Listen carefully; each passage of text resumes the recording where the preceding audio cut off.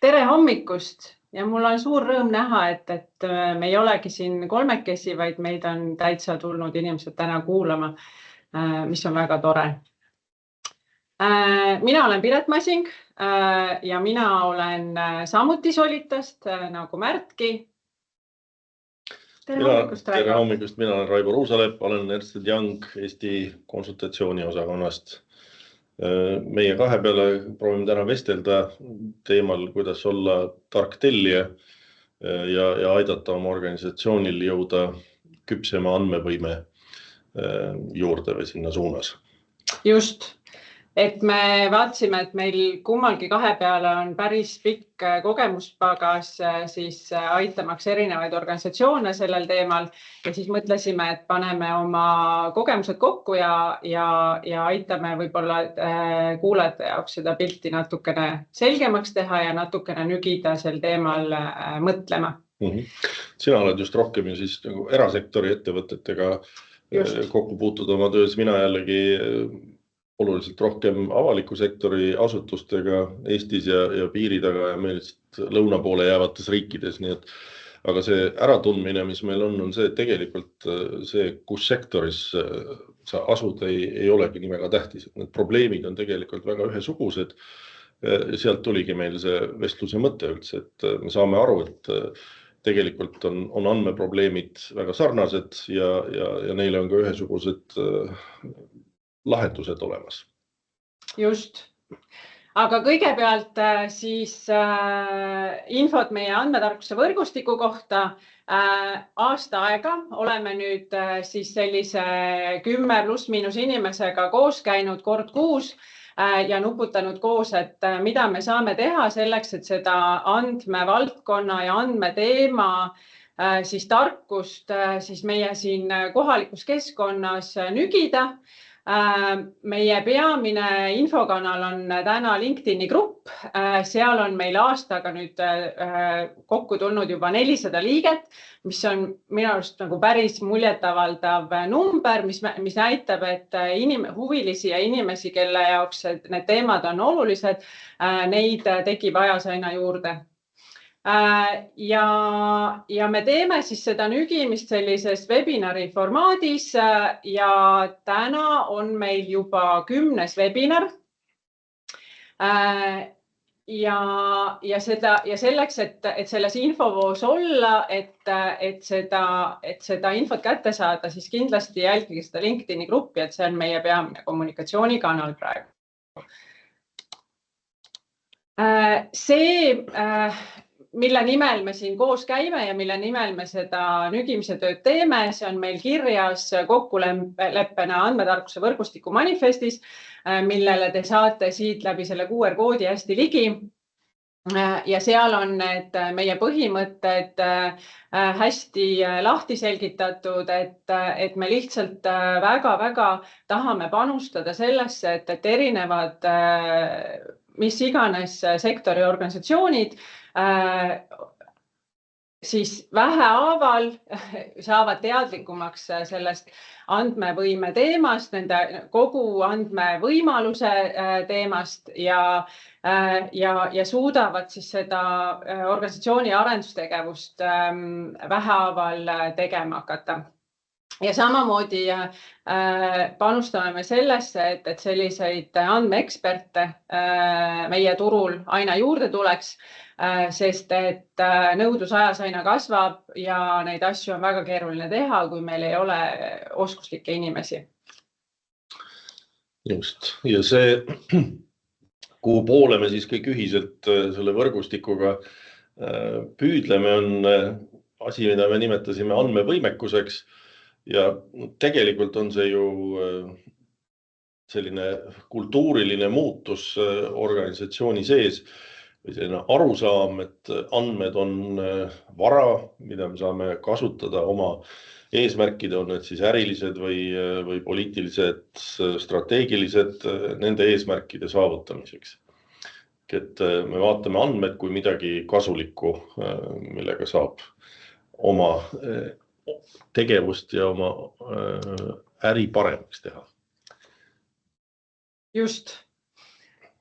Ja kui me siis selleks, et aru saada, et milles see andmevõimekus või andmevõime või see andmetega tegelemise võime organisatsioonis, milles see seisneb, siis tõime siia välja, et sellel on olemas 5 andmeküpsuse taset. Ja kui me hakkame nüüd siit altpoolt minema, siis selline algeline tase on see, et andmed ei ole struktureeritud organisatsioonis, seotud protsessid on väga juhuslikud ja pigem andmete kasutamine on selline reaktiivne. Siis juba sellest järgmine tase on see, et andmete kogumine ja protsessid on osaliselt standardiseeritud, kuid need ei ole järjepidevad, ehk siis ei toimu sellist nagu sihtotstarbelist andmeteemade juhtimist. Kolmas tase on defineeritud, mis tähendab seda, et andmehalduse protsessid on organisatsioonis defineeritud ja need on ka kommunikeeritud ja need on tuntud, et inimesed teavad, mida see teema endas kätkeb ja millised on erinevad rollid sellega seoses. 4. tase on juhitud tase, mis tähendab, et toimub selline nagu proaktiivne andmete kasutamine, rikastamine, et andmed on standardiseeritud ja kvaliteet on kontrollitud ja analüüsiprotsessid on optimeeritud. Ning kõige kõrgem tase on siis optimeeritud tase, kus andmete kasutamine ja seotud haldus on hästi integreeritud strateegiliste eesmärkidega ja integreeritud organisatsiooni pidevasse arengusse. Et oluline siin on see, et aru saada, et kus ma täna olen ja mida ma pean tegema selleks, et selles arengus edasi liikuda. Et ootused, kui ma olen täna algelisel tasemel, et siis ma hästi kiiresti peaksin jõudma optimeeritud tasemele, et see on nagu hästi ülepingutatud ootus ja see tõenäoliselt tekitab mingit meeletut frustratsiooni. Et see, mismoodi igaüks enda teekonda loob, see sõltub väga palju sellest tervikvõimekusest, mis tähendab inimeste oskusi, seotud tehnoloogiaid, mida kasutatakse ja ka seda juhtimiskultuuri või üldse töökultuuri, et kas me üldse oskame küsida neid küsimusi, mida meil on vaja siis andmetest või siis sellega nende pealt loodud informatsioonist kätte saada. Aga oma töös me näeme muidugi seda, et igasugusel tasemel praegu asuvad organisatsioonid leiavad, et neil on ikka veel oma andmevõimekuses midagi arendada. Ehk et igaüks võib leida ennast siit erinevalt tasemelt, aga ometi on tal ikka veel mingisuguseid sümptomeid, mille ravi päris ise ei oska alati üles leida ja siis tullakse ja küsitakse nõu näiteks andmetarkuse võrgustiku kaudu kellegi käest. Ja, no seda viimase taseme organisatsiooni me vist päriselt veel näinud ei ole oma töös või oleme?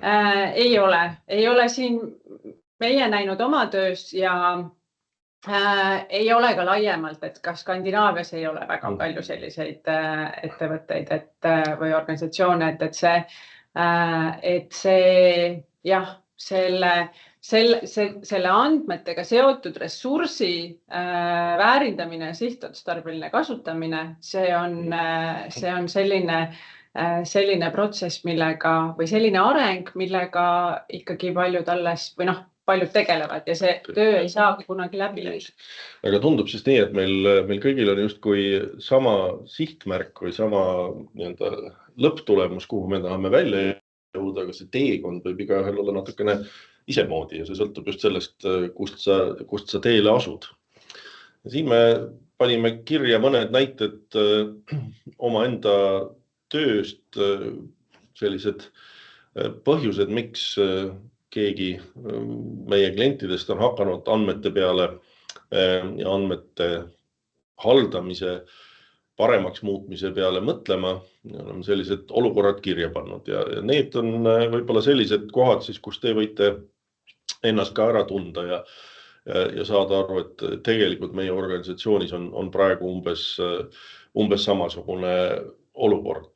Üks näiteks seal kohe vasakul allnurgas on meil see, et inimesed ei räägi sama keelt andmete ümber. Ehk et meil ei ole päriselt sellist kokkulepitud sõnavara. IT-inimesed räägivad ühte asja. Need üksused, kes andmetega töötavad, oskavad päris detailselt ja põhjalikult rääkida ja siis kuskile juhtkonna või sinna osakonna juhtide tasandile jäävad inimesed jällegi räägivad hoopis kolmandat keelt, et ei ole veel tekkinud sellist sisemist kultuuri ja just nimelt seda sõnavara või selliseid sõnastikke, mille abil neid andmevarasid, seda rikkust, mis meil asutuses ettevõttes olemas on, kuidas seda äripoole või sisupoole inimeste jaoks arusaadavaks ja söödavaks teha. Just. Siis teine näide, mis on ka hästi universaalne, on see, et kuna andmed ei ole sihtotstarbeliselt hallatud ja juhitud, siis on andmetes hästi palju müra ja hästi palju vigu, mis tähendab seda, et andmete kvaliteet ei ole kontrollitud ja puuduvad siis need kontrollifunktsioonid. Ja seetõttu on väga keeruline mingit analüütikat või mingit prognoosivõimekust või mingit näiteks tehisarutehnoloogia võimekust andmete peale ehitada, sellepärast et andmete kvaliteet on väga kehv. Ja samamoodi on see, et ka erinevad osakonnad organisatsiooni sees omavad nagu seda oma tõde andmetes, et puudub selline nagu ühtne vaade ja suures pildis igaüks tuleb laua taha oma Exceliga, et igal ühel on oma info ja oma võimekus. Igaühel on just ka oma tõde, jah. See on see, et andmed on erinevates süsteemides ja neid ei ole päriselt koos võimalik kasutada. Mul on päris mitu asutust siit samast Eestist näiteks tuua, kellel on selline mure, et tegelikult meil ei ole päriselt ülevaadet, mis andmed meil kõik on või kus nad asuvad või isegi alati ei tea, kes nende eest vastutab. Ja mõnel juhul on sul laua taga siis rohkem IT-inimene, teisel juhul rohkem selline andmevaldkonna eest vastutav inimene või mingisugune sisupoole esindaja ja nende arusaam asjadest ja see võime üksteisega rääkida on ka nõks erinev, et kas räägitakse siis andmebaasidest, tabelitest, andmeladudest või räägitakse hoopiski sükstest ärilistest objektidest või kasutatakse sõna register või andmestik või midagi muud taolist. Just. Ja siit võib-olla see järgmine teema, et andmete vastutus on IT-l ja arendus on tehnoloogiapõhine. Et just kui andmed siis tekitatakse süsteemides ja kui nad siis sealt sellest süsteemist, operatiivsüsteemist edasi liiguvad veel kuhugi mingisse kesksesse andmeplatvormi, siis justkui see vastutus liigub IT-le, et IT teab neid süsteeme ja teab neid süsteemide omavahelisi seoseid ja nüüd IT vastutab nende andmete eest, aga äri loob andmeid, äriprotsessides rikastab andmeid, äri kasutab andmeid äriliste otsuste ja äriga seotud info siis loomiseks, jagamiseks ja ka siis selle mingi analüüsivõimekuse tekitamiseks on ju. Ehk siis siin nagu on jällegi kuidagi nagu, et mida suurem, mida rohkem see tehnoloogia osakaal kasvab, et siis see vastutus liigub nagu tibavalesse kohta, et see andmevõime arendamine toob selle vastutuse nüüd õigesse kohta tagasi, et see vastutus andmetega seoses on ikkagi äripoolel, sest et äri mõistab neid andmeid, äri mõistab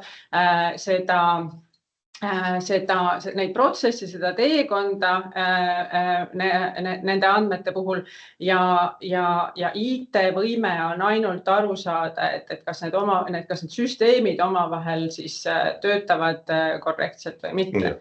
Andmeid kogutakse ikka selleks, et neid kasutada, aga see sama kasutamine, meil on siin need andmepõhised teenused välja toodud, see on ka üks koht, kus sa vaatad äripoolelt seda kõike, sa näed, et neid teenuseid või neid kasutusjuhtumeid, nagu sa ütled, neid on tehtud natuke sellisel ad hoc põhimõttel, et meil oli vaja sinna teha mingisugune aruanne, mingisugune väike juhtimislaud või mingisugune teenus, andmejagamise teenus kellelegi ja siis see IT-poiss muudkui paneb neid torusid sinna andmebaasi külge ja andmed liiguvad, aga ühel hetkel saab seda kõike liiga palju. Et ka äri poolel hakkab lõpuks ülevaade puuduma või nagu käest ära kaduma, et kes meie teenuseid kasutab, kuhu me oma andmeid jagame, milline nendest andmetest üldse siis, seal on tihtipeale on need igasugused teisendused vahel, et kus siis need algandmed õieti on või milliseid andmeid me usaldada saame. Et see on ka tegelikult see vajadus siis tuleb nii äripoolel vahest ette, et meil on nüüd nagu nii palju juba toimub ja me oleme selliseid ühekordseid lahendusi palju välja arendanud, kõik saada kuidagi kontrolli alla ja nii-öelda kaardistatud süsteemi ja mingisuguse eesmärgi taha seotud, võiks niimoodi öelda. Just. Aga see üks tõde ja toetav arhitektuur, kuidas sa erasektori poolel näed, et millal see tekib või millal tunnetatud vajadus selle järgi tekib? No see vajadus tekibki siis, et kui on näiteks vaja mingit otsust langetada ja siis on ümber laua palju häid mõtteid ja igal ühel on nagu andmetest nagu enda tõde, et minu analüüs näitab seda ja minu analüüs näitab seda, aga sellisel juhul ei toeta see nagu see andmepool seda otsustusprotsessi, sellepärast, et täpselt samamoodi nagu erinevatel inimestel on erinevad vaatenurgad, siis sellisel juhul on ka andmetes erinevad vaatenurgad. Ja ilmselgelt igal osakonnal ongi oma vaade, näiteks ma ei tea, kliendi andmetele, aga siis on vaja kokku leppida, et kuidas me neid andmeid ikkagi kasutame, kus kohas, millised andmed tekivad, millised süsteemid on nagu milliste andmete siis õiged allikad ja kuidas neid andmeid erinevate allikate vahel siis jagatakse ja rikastatakse ja mismoodi see näiteks seal see 4. andmeküpsuse taseme puhul on see analüütikaprotsess on hästi juhitud, et meil on organisatsioonis kokkulepe, mismoodi me seda analüütikat siis teostame, mismoodi me saame kätte võimalikult kiiresti seda infot andmetest, mida meil on nende äriprotsessidega seotud otsuste jaoks vaja. Ja siin on siis jällegi vaja jõuda nagu ühisele arusaamale ja ühisele kokkuleppele, et seetõttu see andmeteema on organisatsioonis hästi selline tihe koostöö, et esiteks on see koostöö erinevate osakondade vahel, teiseks koostöö IT-osakonnaga ja kolmandaks ei ole see miski, mida saab siis ühe inimese peale panna, et värbame ühe andmehalduri ja las ta teeb siis selle värgi meil siin kõik korda või siis võtame tööle ühe andmeteadlase ja siis meil tekib järsku siis imeliselt selline nagu prognoosimise võimekus, et me saame hakata ettepoole vaatama, et need vaesed inimesed üksinda ei tee mitte midagi ära, et see peab olema ikkagi nagu selline nagu juhtgrupiga või siis sellise nagu koostööpõhise grupiga juhitud parendustegevus. Aga see on küll hästi sagedane olukord, just see, mis meil seal keskel on,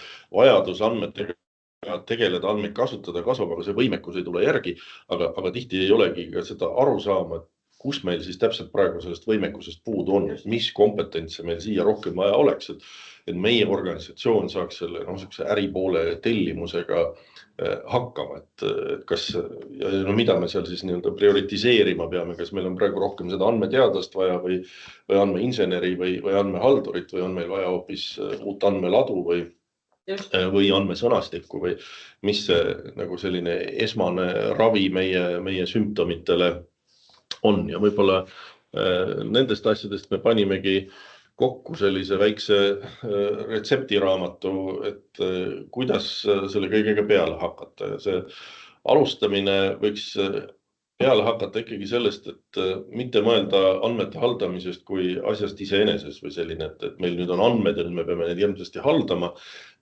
kuidagi, vaid siduda see alati ära selle selle business case'iga või sellise probleemiga või strateegilise eesmärgiga asutuse puhul siis rohkem äkki, mida selle andmevõimekuse tõstmise projekti või programmi või harjutusega peaks suutma saavutada.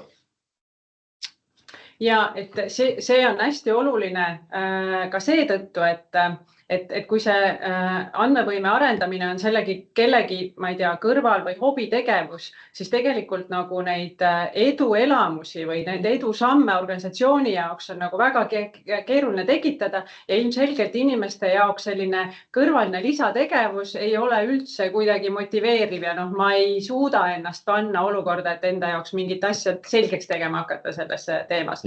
Aga kui on väga konkreetne äriprobleem, mida me hakkame nüüd siis koos lahendama ja selle äriprobleemi ümber me teeme nagu selle avastusteekonna, et millised on meie andmevõimekused ja andmevõimekus siis tervikuna kätkeb nii organisatsiooni kultuuris, organisatsiooni töökorraldustes, organisatsiooni erinevate rollide oskustes ja tehnoloogias ja ka strateegilise visioonides, et kas seda üldse kuidagi nagu peetakse oluliseks.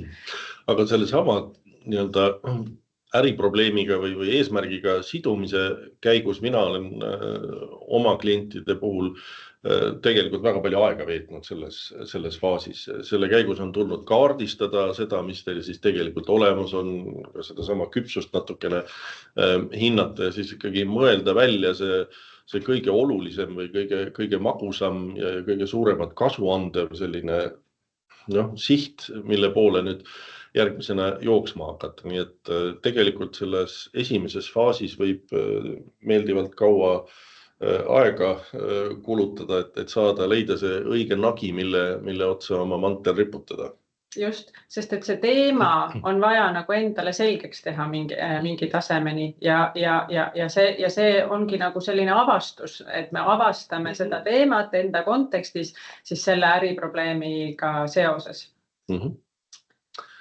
Nii, aga kui see eesmärk on nüüd paika saanud, siis on hea ära kaardistada ka need kaasteelised, kellega koos teele minna. Enamasti peaksid need olema siis need andmeomanikud ja äripoolelt asjahuvilised, aga loomulikult kõik vajalikud siis sellised tehnilisemad ja tehnilisemad sorti kompetentsid peaksid ka kaasa tulema. Jaa, absoluutselt ja ka äriprobleemi omanik on ja, et see, kes päriselt seda äriprobleemi lõpuni oskab teistele selgitada ja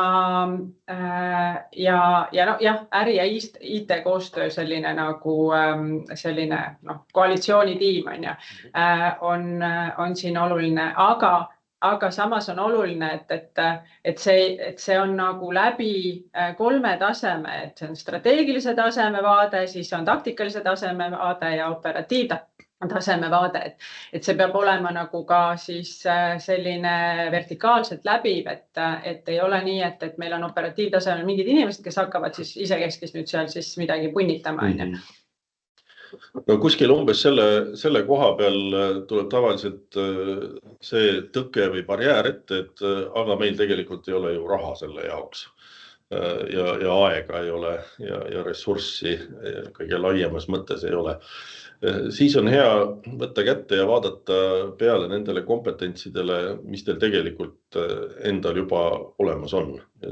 Niimoodi korralikumalt kaardistades seda jälle tegevus, mida mina olen vähemalt aidanud mõnedel inimestel organisatsioonidel teha, selgub, et täitsa palju on neid kompetentsi olemas ja siis tuleb see prioritiseerimise küsimus sisse, et meil tegelikult inimesed, kes teavad asjadest ja oskaksid nendega ka midagi teha, on majas olemas, aga kuna igasugune initsiatiivikas inimene saabki alati olema ülekoormatud ja tema peal on rohkem kui kellegi teise peal, et siis on see koormuse jagamise küsimus võib-olla, aga sellise olemasoleva teadmise, üleüldse organisatsioonilise suutlikkuse, võib-olla ressursside olemasolu saaks ära kaardistada ja siis minna selle äriprobleemi omaniku juurde ja paluda tal aidata siis ülesandeid ringi tõsta, rahasid vabastada ja aega tekitada vast kõige kriitilisema ressursina.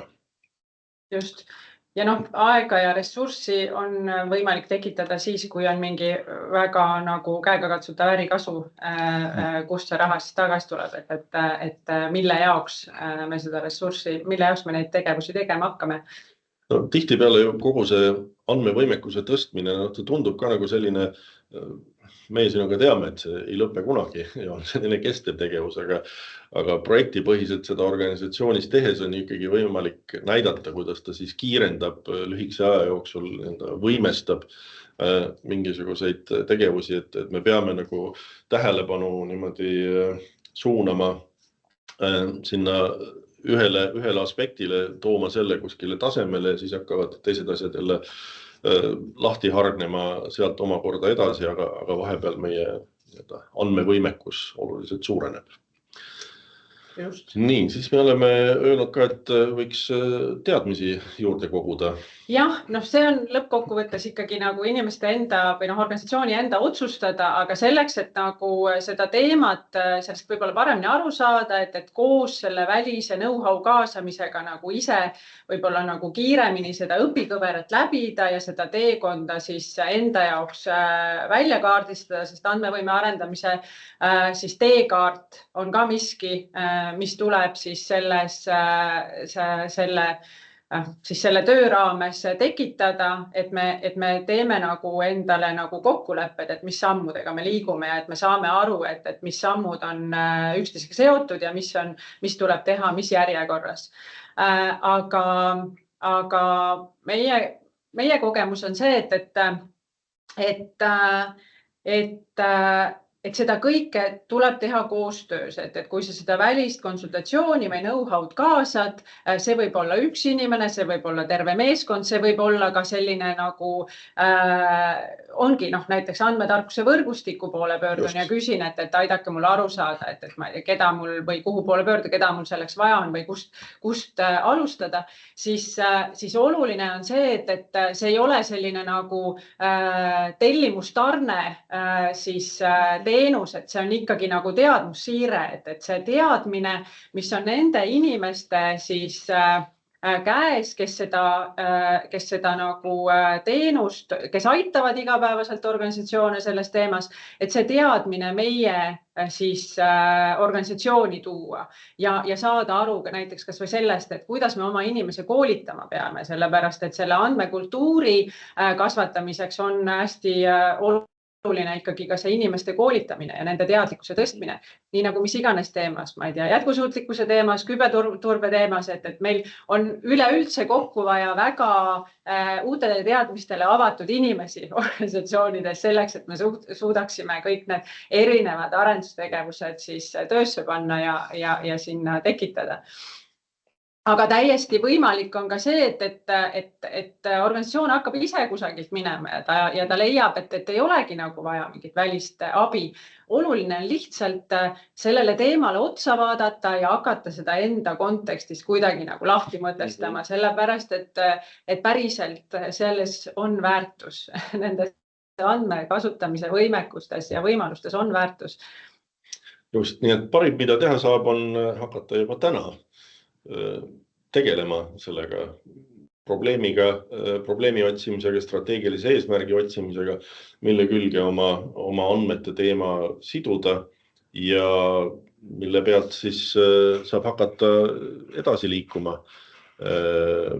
ühiselt ja andmetarkuse võrgustiku käest saab ka alati tulla küsima nõu ja abi. Meil hakkab nüüd natukene juba aeg otsa saama. Aga on tulnud ka üks küsimus. Nii.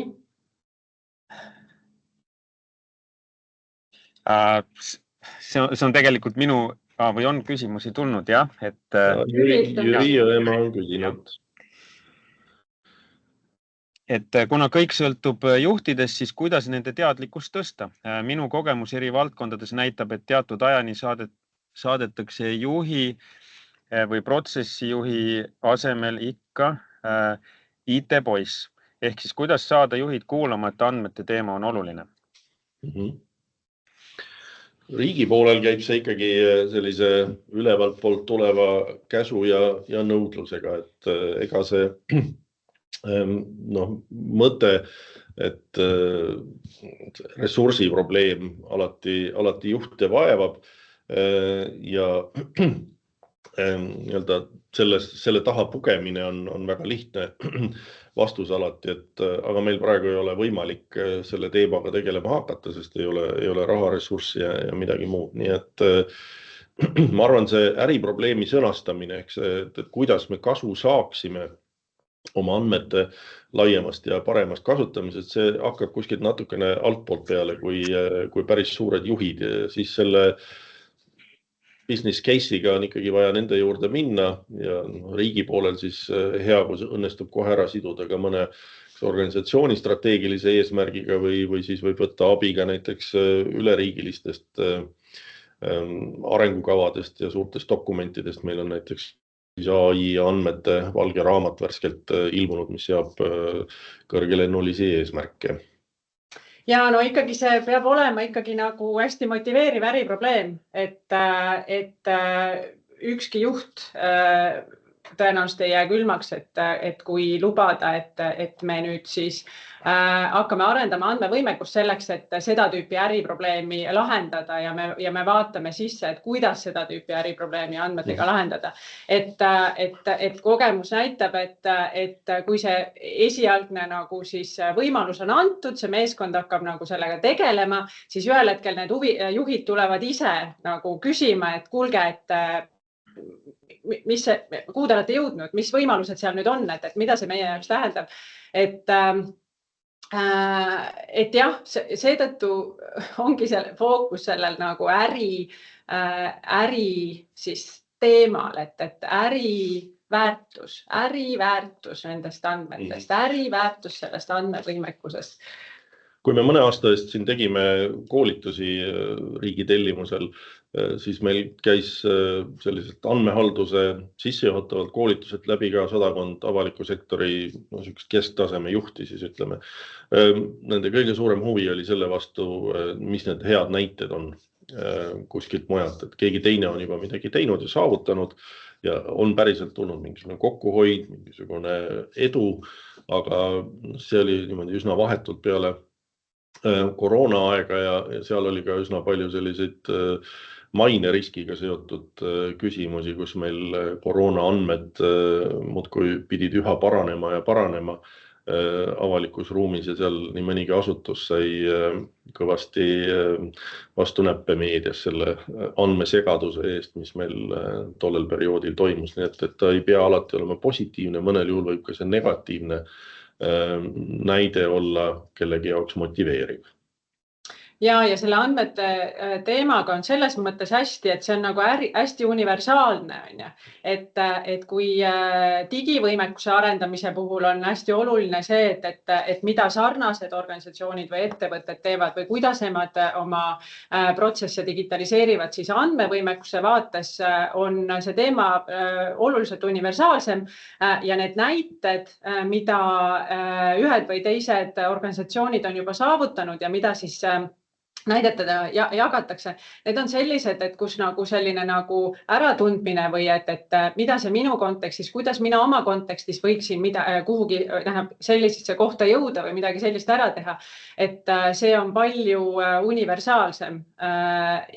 Et see pigem see vahe ongi selles, et kus tasemel ma täna olen, et ma saan sellest aru ja siis see näide, mida tuuakse, et siis ma saan ka sellest aru, et mis see vahe on, et kus mina olen täna ja kus see teine organisatsioon või ettevõte on, et kes sellist võimekust juba omab. Aga just see, nagu see motivatsioon tekib ikkagi nagu selle